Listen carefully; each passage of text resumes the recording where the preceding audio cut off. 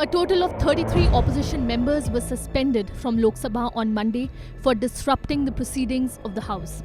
While 30 members have been suspended for the remainder of the winter session, the suspension duration for 3, K. Jayakumar, Vijay Vasant and Abdul Khalik, is yet to be decided. Meanwhile, Rajya Sabha suspended 45 MPs on Monday, with 34 facing suspension for the rest of the winter session, while 11 have been suspended until the Privilege Committee delivers its report on their conduct. The current round of suspensions comes after similar action against 14 Lok Sabha MPs last week. The total number of MPs barred from attending the winter session now stands at 47, among the highest ever. This comes after continuous protests by opposition members over the recent parliament security breach and demands for a statement by Union Home Minister Amit Shah on the matter. The suspension duration varied, with 30 members being suspended for the remainder of the winter session, while 3 members faced suspension pending the report of the Privilege Committee. K. Jayakumar, Vijay Vasant and Abdul Khalik had climbed on the Speaker's podium to raise slogans.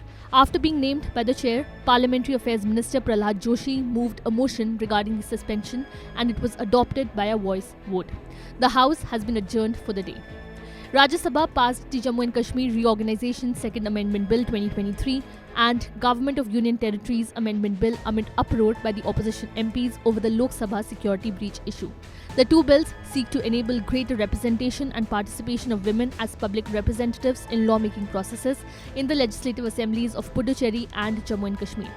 Chaotic scenes unfolded in Lok Sabha and Rajya Sabha once again on Monday, leading to swift adjournments. Opposition MPs chanted, "BJP, give us answers, stop running away from Parliament," in the Lok Sabha. On his suspension from the Lok Sabha, Adhir Ranjan Chaudhary said the government had reached heights of tyranny. All leaders, including me, have been suspended. We have been demanding for days to reinstate our MPs who were suspended earlier and that the Home Minister come to the House and give a statement. He gives statements to the TV every day and he can speak a little in the Parliament too regarding what is being done by the government for the security of the Parliament. Today's government has reached the heights of tyranny. We wanted a discussion, he said. Subscribe to One India channel and never miss an update.